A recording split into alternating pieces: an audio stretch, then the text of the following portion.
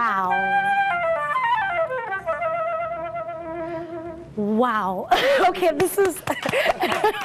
Oh my God, that is so amazing. That is so amazing, Moses. Thank you. Well, I don't want to go into this. We'll get into it later on that, in the show. But on that note, I say to you, welcome. It is very much your weekend on NTA Entertainment. This is just the right place where we start your weekend on a fabulous note.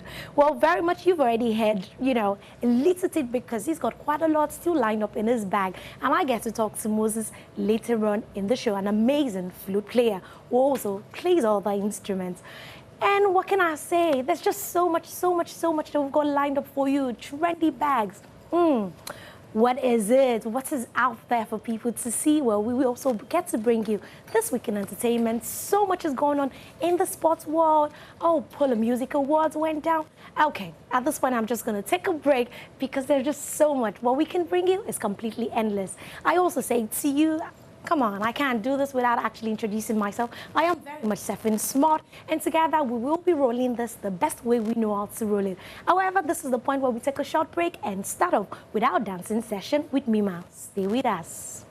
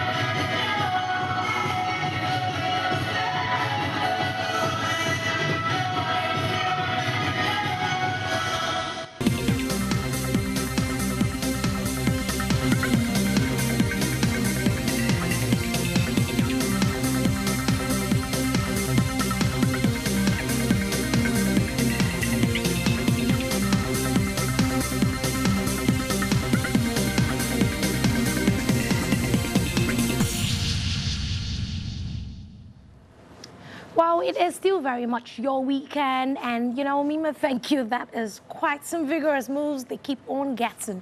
Oh my God, I wish I could do that, but what can I say? But you might want to. I hope you did, exercise, lose out some muscles and things. You should. Okay, however, in the spirit of the weekend and in the spirit of all the things we've got lined up, it's time for us to bring you This Week in Entertainment by Adesua. However, for me, I think the first thing for me I can remember in terms of entertainment and entertainment news is the fact that Michael's birthday, Michael Jackson, rest in peace, Michael. Michael's birthday was August 29th, 1958. He was born August 29th, 1958. If he was still very much around, what can I say? He would have still been doing his thing. But I mean, with remarkable legends like that, we can't help but, remember them for what they stood for. At this point, it's This Week in Entertainment on your weekend.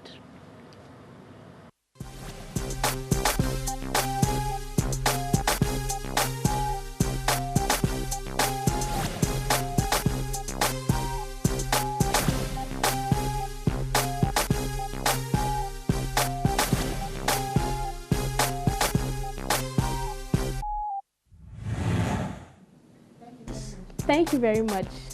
This is what happened this week in the entertainment world. Notting Hill Carnival, Europe's biggest street festival, reached its climax on Monday, 27th of August, with its famous Caribbean-inspired parade. It was a gathering of multicultural ethnic group of people coming together to catch fun, and the Niger corner of the carnival was bubbling as well. It was the longest-running annual gathering of Nigerians in the UK since 1986. The organizing committee of the event said this year's edition is bigger with some Nigerian artists in the UK and the bench performing to entertain the crowd. Notting Hill Carnival is one of the biggest carnivals in the world, which attracts millions of people from different countries residents in London. It's finally here. The video from Nato Says Tony Montana Bad Pass remix, shot in South Africa featuring the band. Fans have been reacting positively to the new video on Facebook, saying they definitely love it. In this new release, Nato C plays the role of a high-level mafia boss with the band, a friend with common interest. Here's a sneak preview of the official remix, courtesy YouTube. Let me introduce the Black Mamba.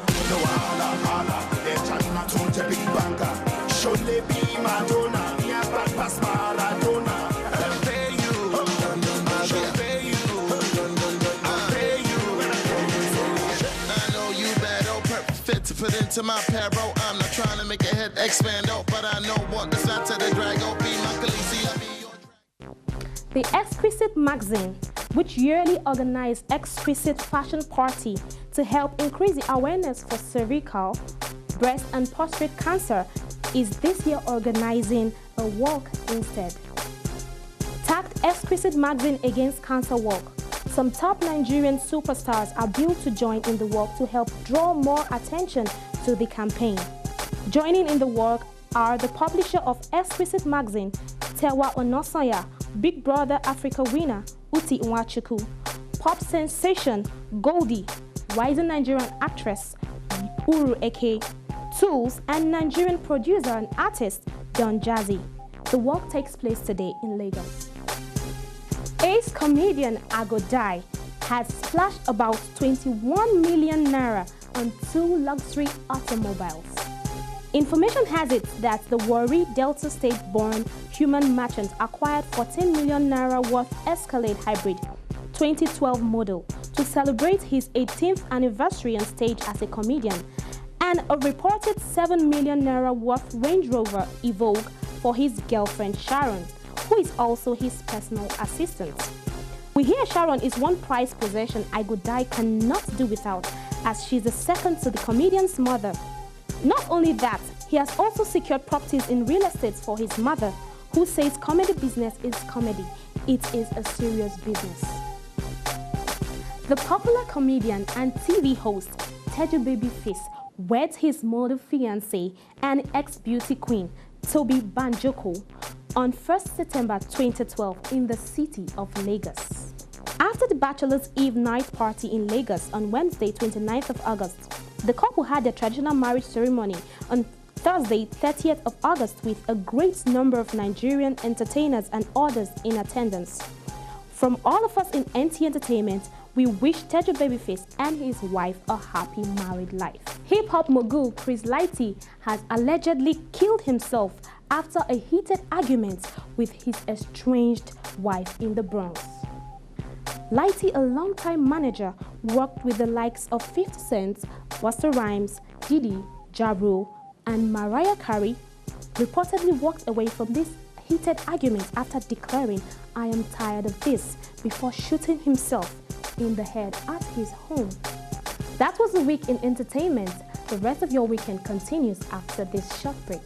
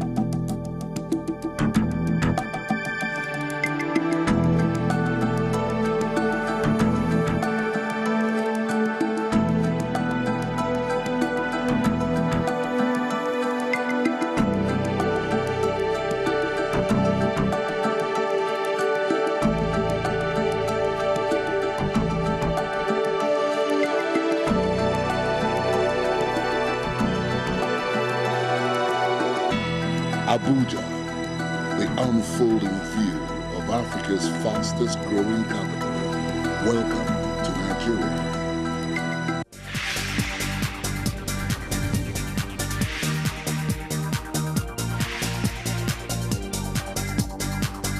From cultural to contemporary,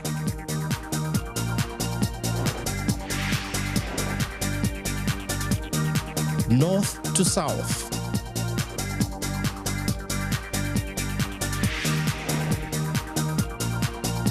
east to west,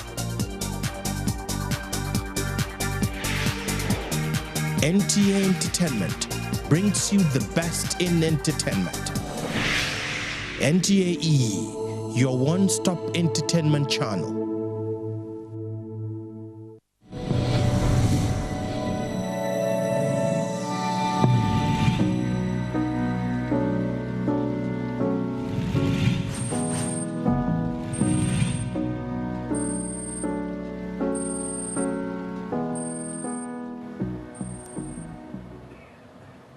Well, life is definitely filled with a lot of events and activities that just keeps on coming up again and again.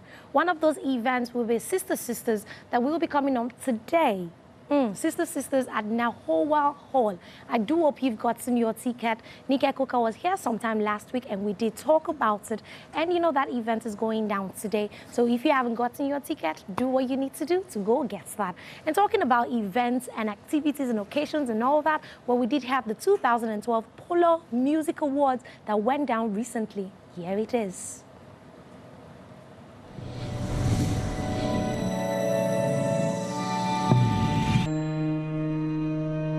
This year's Polo Prize winners, American singer-songwriter Paul Simon and cellist Yoyoma, received the prizes at the Royal Awards ceremony in Stockholm on Tuesday, August 28th.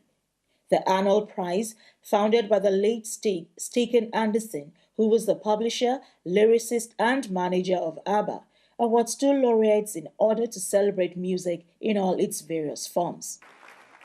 Swedish opera singer Malena Ernman paid a heartwarming tribute to her friend, Ma. Belongs to the audience and the audience only. I believe this is something I once learned from an old friend, and this old friend of mine happens to be the ambassador for classical music on planet Earth. And tonight, he is sitting in the midst of kings and queens because he has done more for this art form than perhaps any other living human being in modern time. It takes a genius And it takes a lifetime of practice and sacrifice. And it takes one hell of a performing artist to truly break new ground. It takes a star. It takes Yo-Yo Ma.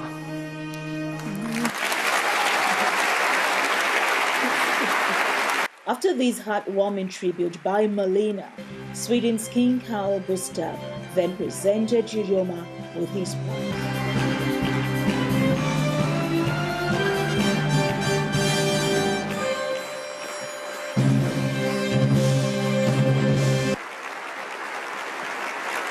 The Polar Music Prize Award Committee hailed Ma as the leading cellist of our time and said that although Ma should be praised for his many different achievements, such as non-profit arts and educational organization Silk Road Project, this prize focused on him as a musician.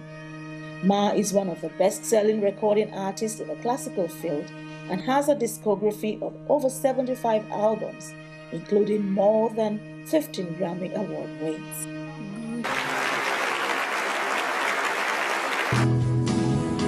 Paul Simon was awarded the prize for his skills as a world-class songwriter. Introducing Paul Simon was Swedish musician George Vadinius, who played with Simon and Garfunkel on their tour of Japan and Europe in 1982. I don't think it's fair to give Paul Simon the Polar Music Prize just once. One prize would be for your extraordinary guitar playing. I dare to say that no one else has influenced more guitar players around the globe. And the reason why this might not have been so widely recognized is maybe because it might have been overshadowed by your brilliant songwriting. Another prize would be for the vocal harmonies. As far as I'm concerned, there are two eras of vocal harmonies, before and after Simon and Garfunkel. Simon shot to fame in the 1960s as one half of the Simon and Garfunkel duo. After the group split, Simon embarked on a successful solo career. Simon himself views his greatest career achievement as the recording of the 1986 Graceland album, along with the Ladysmith Black Mazur Group.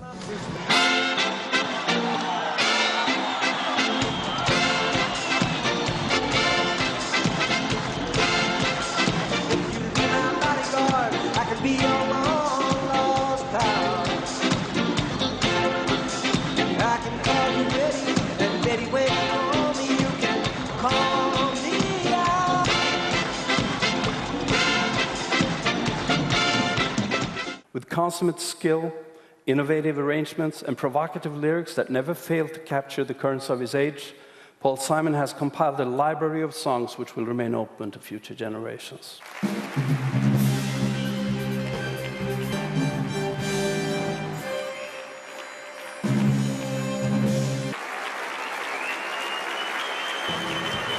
The Polar Music Prize was founded in 1989 by Anderson, and the name stems from Anderson's record label, Polar Music.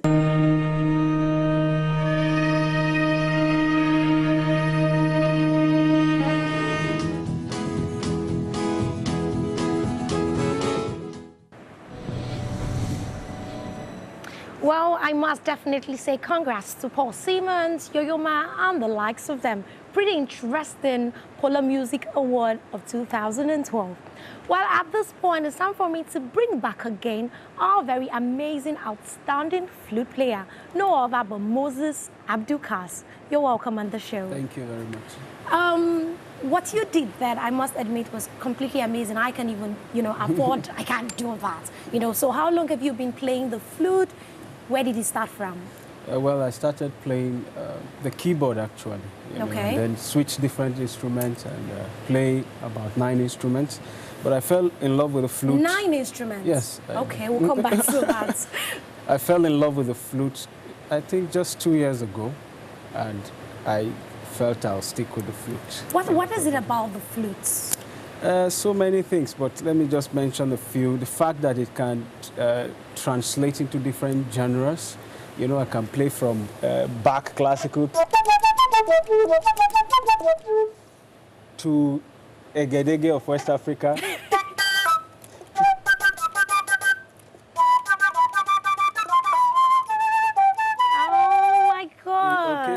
and you'll be able to understand, understand the contrast in the genres and everything. So it translates. Also, how it also translates moods. I can have something very melancholy like you.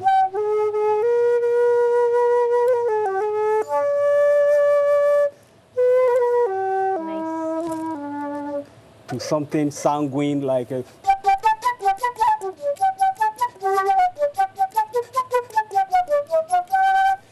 Okay, so that's, you... Okay. For me right now, it sounds very, very extreme, very complicated. It has How to be. easy is it to learn this? It's actually pretty easy. It's easy. I think playing other instruments, the violin, the keyboard, I find the flute to be easy. Okay, you say you play 9 instruments. What are those 9 aside? I can see you brought your guitar too. Yes, the keyboard, the violin, the guitar, bass guitar, the rhythm guitar, the flute, the clarinet, and what again? I mean, You're thinking. Okay, coming back to the flute, are we expecting a complete single album on you and just the flute? Well, because I like to do many things, I still try. Despite the fact that I want to be known with the flute, I still try to put in, the saxophone, I sing and all of that into the album. Okay. Yes. So is there already an album or there is an album, but it's not yet released. Okay. Yes. You want to play something from that album so we know what to expect? Okay. Well, let me do something with the guitar from the album.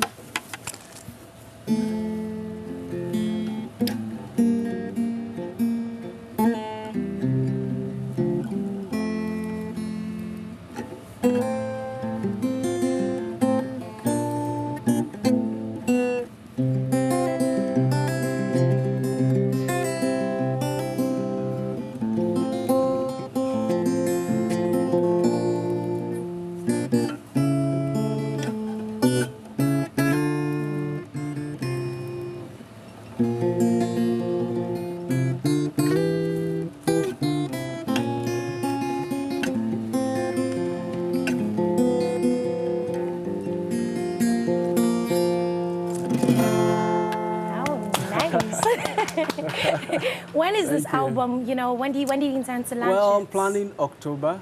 I'll bring it out October, yes. October. Yes. So people look out October, there will be an album from Moses Abdul Khas. Yes. And it's going to be a complete mixture of a lot of things. Yes. Are you going to be collaborating with anybody, any popular face? Not yet. I think I have so many personalities that I have enough collaboration within myself. But in the nearest future, I'll be doing songs with different artists. What's the bigger picture for the flute? Once you learn the flute, what else? What's that next step after the flute, aside every other instrument?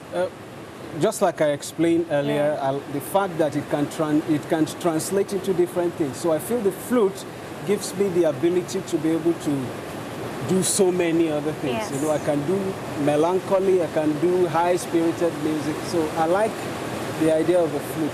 Okay. All right, then. We will have Moses play later on, in the show. But from now, it's time for us to take a break right here on the show.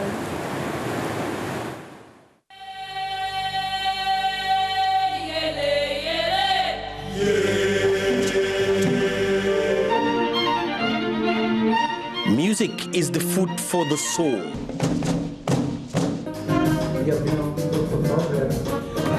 Music is the rhythm of the spirit. Come on, let's play on. As music is the rhythm of our nature.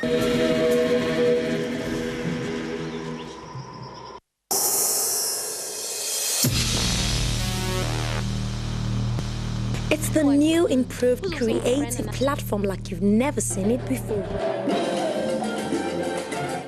We explore all forms of creativity, get our street smart, and discover amazing talents from all over the world. You don't want to miss it. Keep a date with me at this times on NTA E.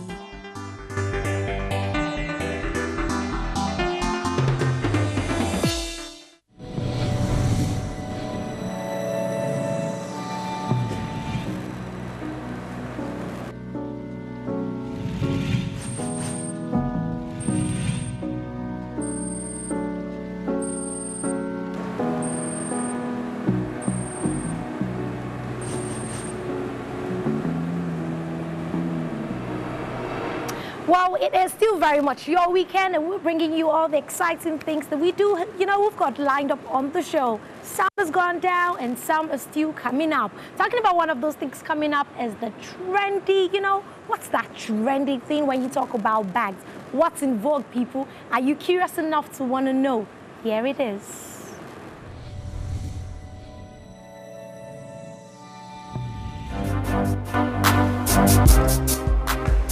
A handbag is, and most likely will forever be, women's ultimate accessory. This is the reason handbags are, year after year, the top-selling accessories in the fashion industry. Let's face it, most women feel carrying the right handbag is the quickest way to make a fashion statement. A great designer bag can and actually does scream, like, hey, I'm here, look at me, I'm my level. But for this season, it's all about colors, vibrant colors, and styles that will give you so much fun and excitement when you carry them.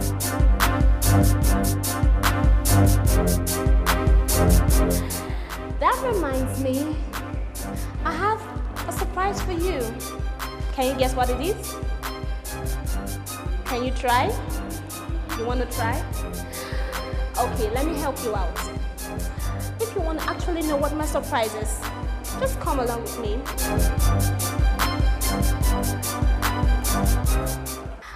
I guess you're wondering, what's she doing here? Where's our surprise package? Do you want to guess one more time? Okay, let me save you of all the guessing game now. So here's your surprise package. Ta-da! This is what I call my multi-purpose bag.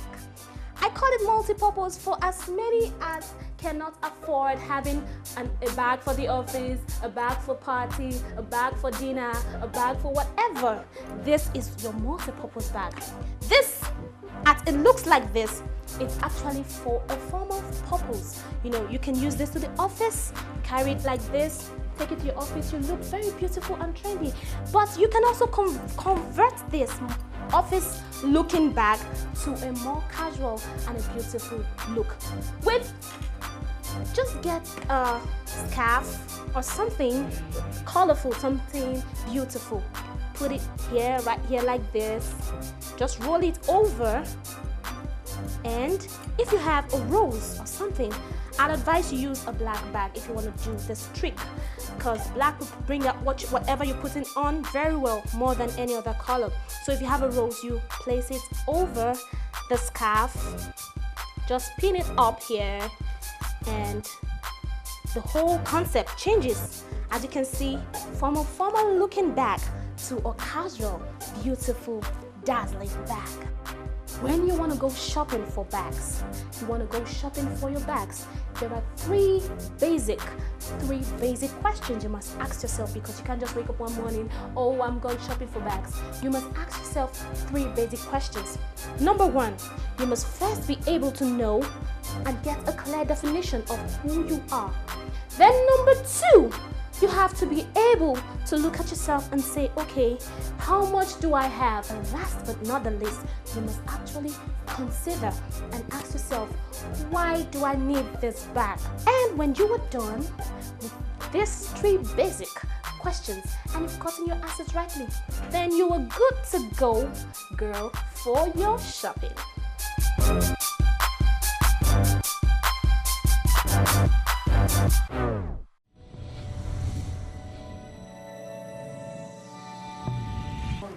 Okay, it's still very much your weekend. Pretty interesting information there on trendy bags.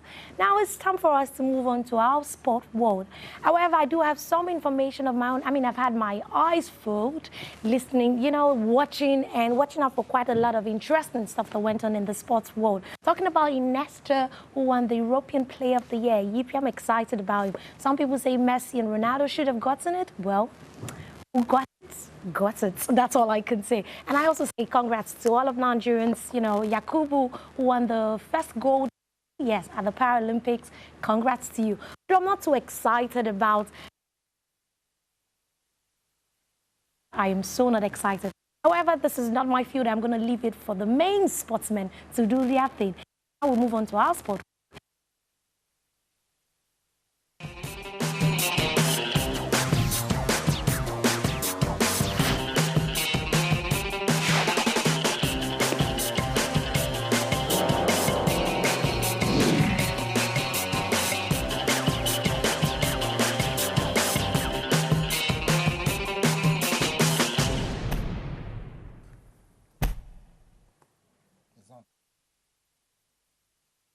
Okay, you're welcome to your weekend, and this is the sports angle of your weekend. What can your weekend be without sports? Well, I want to say that I'm so happy with our lady out there who was just giving us all the doses of good sporting events. I think very soon she will take over from me. Okay, and we just had the Olympics. The Olympics is gone. Everybody agrees that Nigeria did not do very well in the Olympics, but thank goodness we now have the Paralympics. The Paralympics kicked off some 3 days ago, and Nigeria on the very first day has gotten his gold thanks to Yakubu Adesokon. So I have two big guys, you know, with me who we are going to talk about this and so many others. I have in the studio somebody who is I don't know, it's always difficult to introduce him very well, but I'll try today. Yes, he's an international, a Nigerian international, Peter Ogaba. Yes, for those of you who are following football, you remember him. He's the guy who played for Nigeria at the under-17 and also played for that team, that Daman Miracle. He was a member of that team. So I think it's a pleasure having you on the studio, in our studio today. It's my pleasure. Peter Ogaba. Good morning, viewers. Yes, now the usual face that you always see here, I think he ran away from, I think, about 3 episodes. You're welcome, Charles Awuna. Thank you very much, Basi. Okay, I think I want to start with Peter Ogaba. Peter Ogaba, you've been out of football for some time now. Yeah. So how has it been? Well, I've been doing my own stuff, trying to contribute as much as I could to, you know, to the development of football. Exactly. Okay. At the grassroots level, and also I try to work at the Premier League level. Okay. And at the moment, I'm doing some grassroots work. Okay, okay. So that's Peter Ogaba for you. Now let's go to my friend Charles Awuno. The Paralympics has come to redeem Nigeria's image, talking Olympics. The other Olympics, Nigeria came back not without any medal, but thank goodness we have recorded 2 gold medals and silver. Am I correct? Yes, you are. But for the Paralympics, I'm not surprised. Nigeria has always been, has always won medals at the Paralympic level. Yes, yes, we're always good at that. So that's if you look at it from a lighter note, let's say there's ability in disability. So if the disabled can do it better, why not sing their praises? Okay, and I think it's really a good one, and it will also redeem the image of the sports authorities, because now they're claiming that the 2.2 billion that was approved was also for the Paralympics Games, not just for the Olympics. I have a quarrel with that. You see, these guys only look for an excuse, a way to make excuse for their incompetence. You see, for the Paralympics, it has always been a trend that any time Nigeria goes out to compete at the Olympic level, we always come out well. Yeah. But for the Olympic itself, it's nothing to write home about. And whoever is saying that the money that was spent was not wasted, for me, that money was wasted. It was still wasted. Because you can't come and start singing praises about the Paralympic athletes when those that you made so much noise about did not perform. And at the end of the day, you said your money was not wasted? Okay. I think we want to give kudos to all our Paralympians who are out there. And I think it's also important to tell us, because when you ask some people, what do we really mean by Paralympics? Paralympics came from parallel. So they say it's also parallel to the Olympics. So let's hope that whatever medal they get from the Paralympics, will count very well for us. Most So definitely. thanks again, Yakubu Adesokon, for that. Now let's move to where we're doing very well again, and that's talking about the ladies now, Falconets. Yeah. The Falconets have qualified to play in the semi-finals against USA, almighty USA, and the match is coming up on Tuesday. What do you think is going to happen? Well, first of all, I must say congratulations to the Falconets. I watched them when they started their preparation here in Abuja before, moving out of the country. They've had lots of commitments, dedication, which has been a plus for them. And I think these players are ready to work. and they are ready to deliver. At this stage of the competition, semi-final stage, it's always a tactical, tactical game. It comes down to the coaches. So we'll see two teams with two different tactics coming out trying to win this match. It could go either way. Okay, well, let's wish from here. Let's wish the Falconers the best of luck, hoping that they will put in their best against USA. We hear that the ambassador of Nigeria in Japan, they hosted them to a wonderful dinner. Let's hope they will not overspoil them before the actual match. So we're wishing them the best.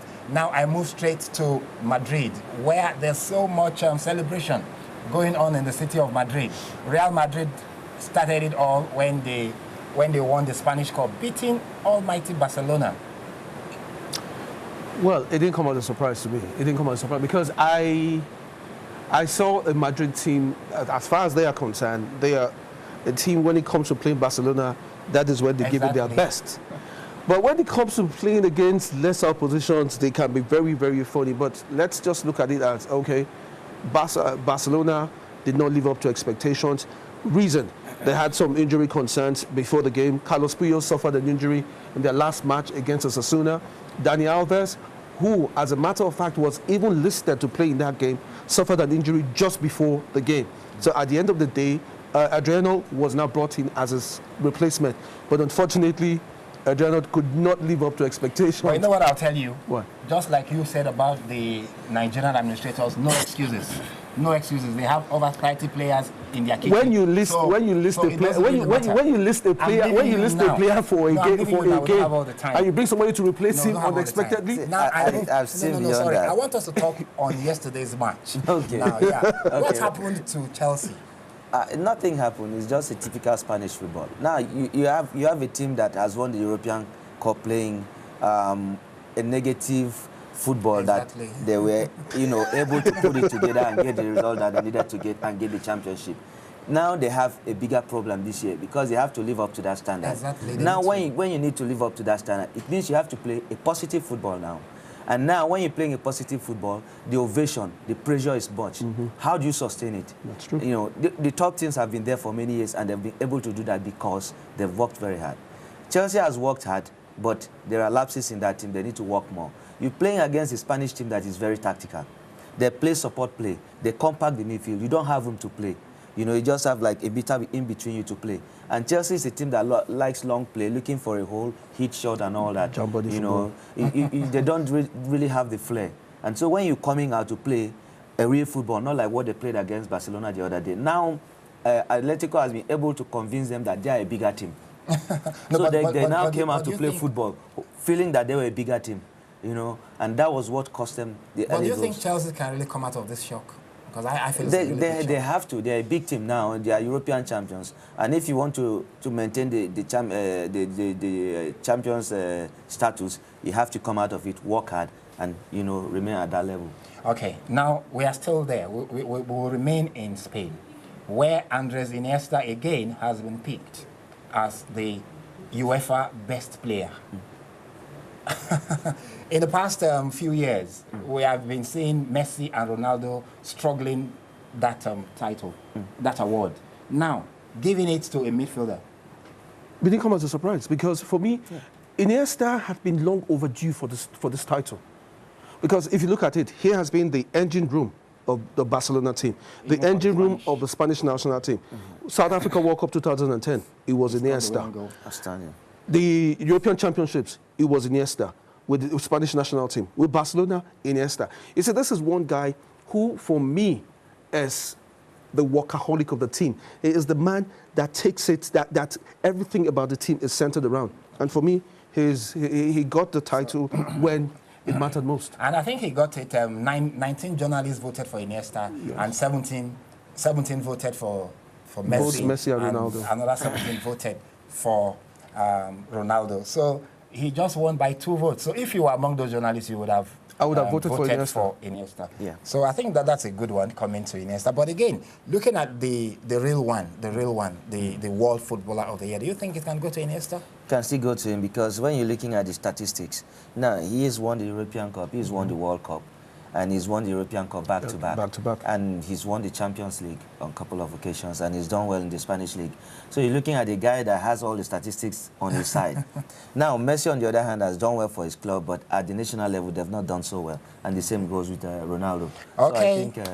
So I think, if the views of my guests is anything to go by, then I can just say, Andres Iniesta, wherever you are, just take a bow, because they say you should be warming up for the very big one. Now, before we leave, I think we have to talk about this UEFA Champions League draw, that came on, I think 2 days back. Yeah.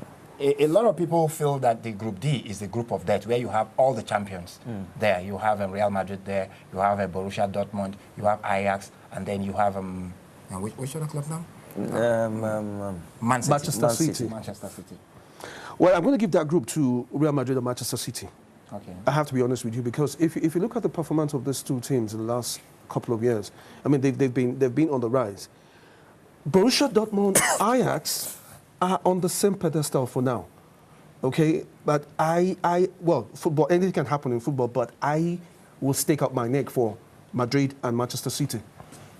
Okay, now let's look at the other ones that they feel that they are in very cheap groups, like Manchester United, like Arsenal. Manchester United, like United with Galatasaray and co.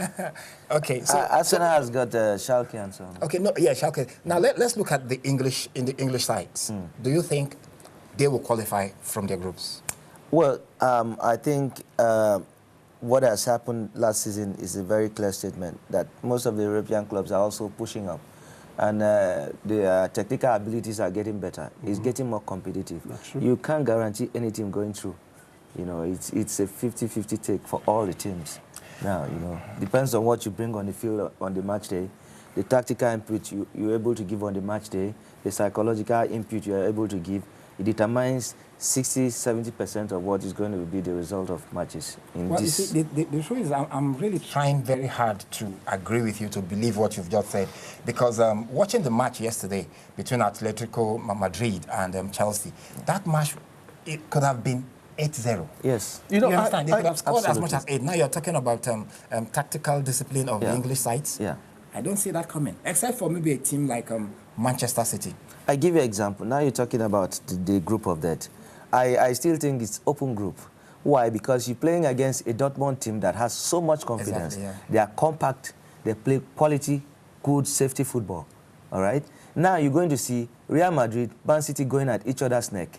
So much pride going in there. So either of those teams could cause themselves a place, and any of these teams could slip in and take it from them. Peter, okay, I wish we can just stay longer on football, but no, now we have to move to the US Open. And, oh my God, Kim Clijsters has retired from tennis. And Andy Roddick is saying that this is going to be his last game playing tennis. Too bad. Please, I would like you to just comment and say a good farewell to them. Kim has been, she's been fantastic. As a matter of fact, she happens to be one of my favorite female tennis players of all time. I had expected that she was... Serena. No. Serena still remains, she still remains my girl any day, any time. But I'd expected to see Kim go all the way to the semifinals or finals. But hey, I mean, it's time for her to throw in the towel, and unfortunately she did at the time she did. But it was really so touching. She's been so exciting. For Andy Roddick, I'll surely miss him. That's just all I can say. I'll miss him because he's one of the most exciting tennis players of all time. One of the most exciting. He gives everything. He's one guy who carries the spectators along. He has everything, the technical ability, everything. He has it for a tennis player. But then he doesn't win titles. Well, it happens. You could say the same about Ivan Lendl, who won all Grand Slam titles except the French Open all through his career. But Andy Roddick too falls in that same category, but all the same, he is one guy who gave him the best, and tennis fans all over the world will surely miss him. Well, you can hear Charles saying it. The tennis fans will really, really miss these two great names in tennis. So, we just say bye. But you never can tell. These people can always change their minds and come back. Just like Muhammad Ali did, and so many other sportsmen. Don't forget, when Muhammad Ali came back, he was humiliated by Trevor Babbitt and his boy, Larry Holmes. No, we are talking of comeback. No, you see, look, Ali belongs to the category of boxers who never, ever thought about staying out of retirement and staying out for good. Okay. now we're not talking Ali today. He just dragged me there. So I think we are going to be ending on the Nigerian Football Federation, the Super Eagles. The coach of the Super Eagles, Stephen Keshi, just brought out a list of Super Eagles players that will be playing. That is the foreign base players that will be playing against Liberia next Saturday, which is 8th of September, there in Monrovia. And the list, on that list, again, Osaze was missing there, and then Mikel Obitu was also missing. And there has been a lot of talk on why these two players were not listed. And I want to believe that you've been carried along that. You heard what Keshi said, that Osaze did not pick his calls, and he even sent him a text. Snubbed him. Yeah, I think this is the kind of coaches we want to have. A coach that can put his foot down and say, this is what I want, and this is how it should be. If you're not going my way, you're out of it. And I think he's doing a great job. We have players who I've seen can fill in these spaces. And I believe what Keshi is doing is what any other coach should have done, grassroots. Okay, your last word, Osaze. I think he needs to put his acts together and think more about the national team and stop being like a baby.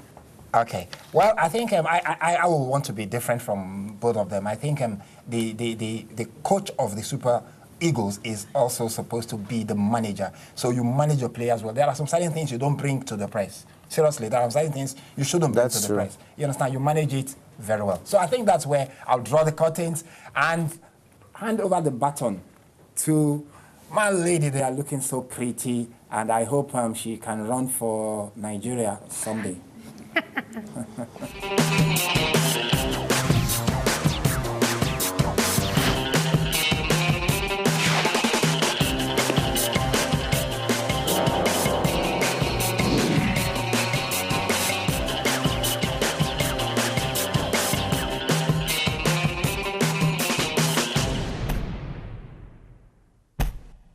Well, Nelson, let's just say I wouldn't want to, take all the medals and things. So I think I would just save my skills and stuff for myself. Okay, people, it's still very much your weekend. We do have another interesting report that you need to see. It is definitely Infinity Magazine. The launch was sometime last week Sunday, but here is how it went down.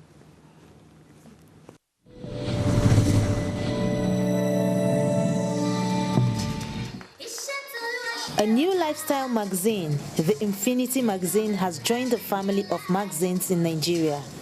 It was launched recently at the Nikon Luxury Hotel in Abuja, Nigeria.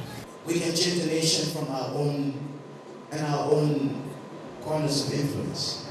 And I think that today, one of those corners of influence is what we have come to celebrate in the launching of a production, in the launching of something that is special, that will reach people. A part of the media, from someone within the industry of media. Setting the mood for the event, Chooks the General with his rib-cracking jokes got the audience all excited. I'll be the best. The day when I see people head past me, now when they say we get debates between private school and public school, headmaster call me Chooks, you will represent the public school. I said, no problem. When we reach there, they all say that let's welcome the first speaker from private school. If you see one slim package girl, small girl, she just come. My name is Tracy J. I'm here to strongly propose the motion who states that private school is better than public school. The girl starts. She dey talk, they describe. Private school and public school. Private school give us excursion, give us good education. People they shout, they clap. From where I sit down, I don't really get cancer of the head. With graceful dance steps to the music of Lara George, Ehima got up to the stage where she talked about the birth of Infinity Magazine.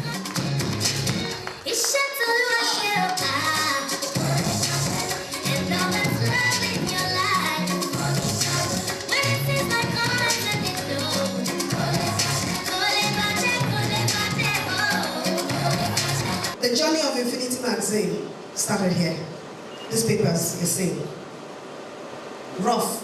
In fact, this one actually is where I started scribbling the bullets in front, the headlines on the paper. It's here. is all here.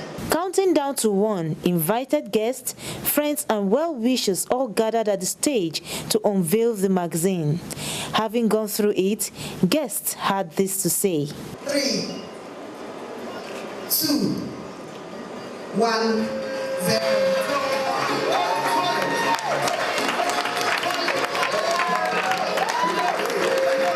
Because we are determined to beat the best, we'll keep working tirelessly to ensure that we achieve that. I didn't expect this much. It's just a fantastic outing. Looking at it, it's unique. Just as the name implies, I see it as something that has the element of infinity. Gambili Ehima expressed her delight at being able to witness this special day. Yes, because I've always wanted something different. I've always wanted to contribute my own quota. I've always wanted to pour out that my own idea of what I think my magazine should be.